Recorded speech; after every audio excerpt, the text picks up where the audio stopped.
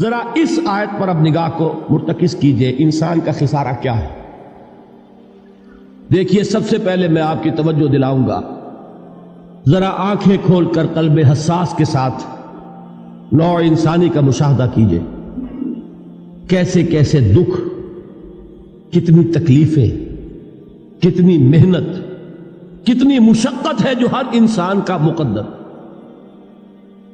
قرآن مجید میں ایک مکمل سورت ہے، سورت البلد، اس میں اللہ تعالیٰ نے متعدد قسمیں کھا کر ایک بات کہی، لا اقسم بہذا البلد وانت حل بہذا البلد ووالد وما ولد لقد خلقنا الانسان فی کبد۔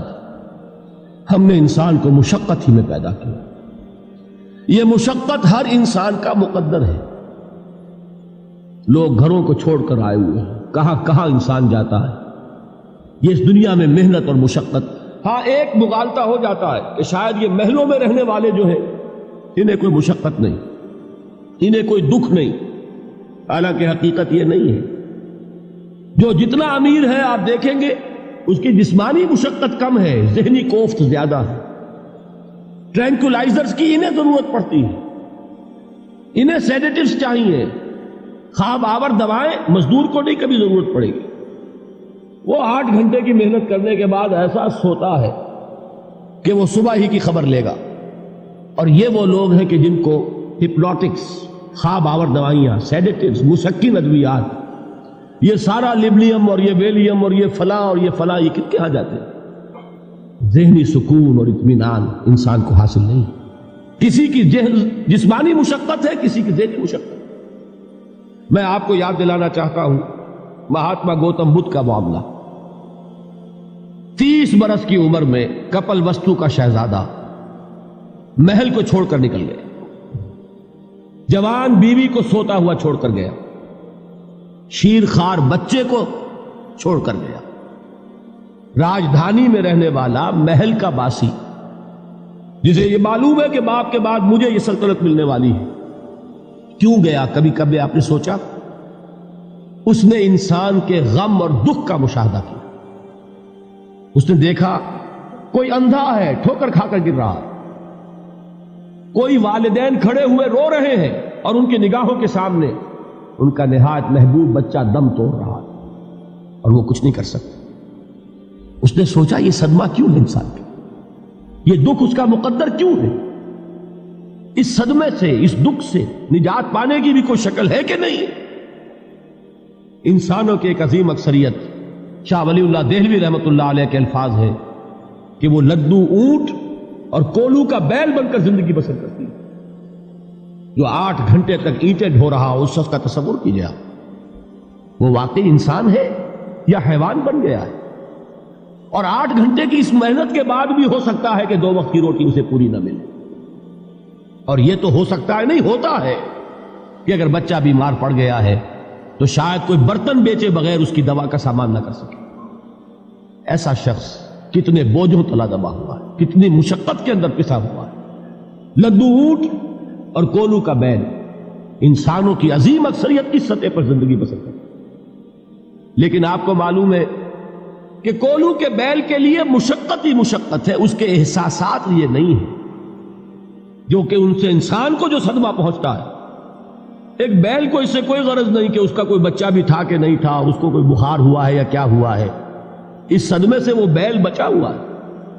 گھوڑے کو کوئی پتہ نہیں کہ میرا بھی کوئی اولاد میری ہے یا نہیں ہے اور مجھے اس کا کوئی صدمہ ہے یا دکھ ہے، کوئی پتہ نہیں۔ لیکن انسان کا معاملہ یہ ہے کہ والدین کو جو جو دکھ دیکھنے پڑتے ہیں اپنے بچوں کے لیے، اپنی اولاد کے لیے۔ رات کی نیند ہے حرام ہے اس لیے کہ بچہ بخار میں تپ رہا ہے یا درد سے تڑپ رہا ہے، لہذا نہ ماں سو سکتی ہے نہ باپ سو سکتا۔ میں نے ایک موقع پر دیکھا، لاہور میں کیروسین آئل، اس زمانے میں ابھی سوئی گیس نہیں آئی تھی اور اکثر و بیشتر جو ہے یہی مٹی کا تیل جو ہے ایندھن کے طور پر استعمال ہوتا تھا، اس کی شارٹیج ہو گئی تھی۔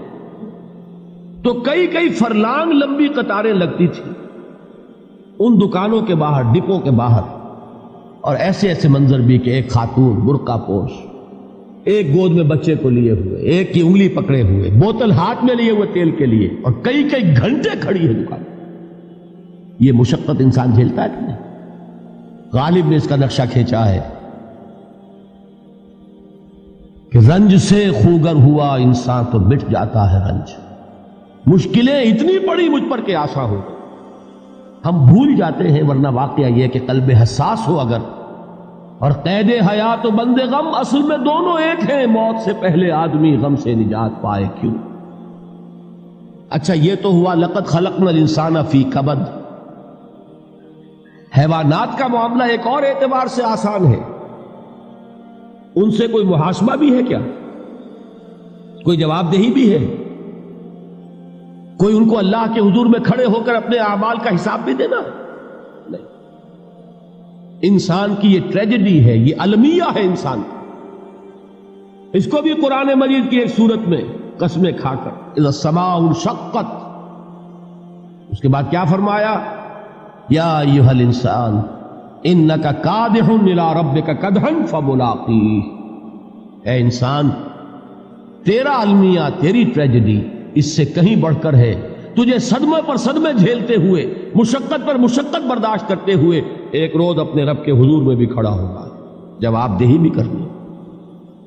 اس دن کے حساب سے، اس دن کے احساس سے جو بڑے بڑے ہماری امت کے عظیم جو گلے سرسبد ہیں، ان کا یہ حال آپ نے پڑھا ہوگا. حضرت ابوبکر صدیق رضی اللہ تعالی عنہ وہ ایک عجیب کیف کے عالم میں فرمایا کرتے تھے، کاش میں درختوں پر چہچہاتی ہوئی چڑیا ہوتا جس سے حساب کتاب نہیں ہوگا.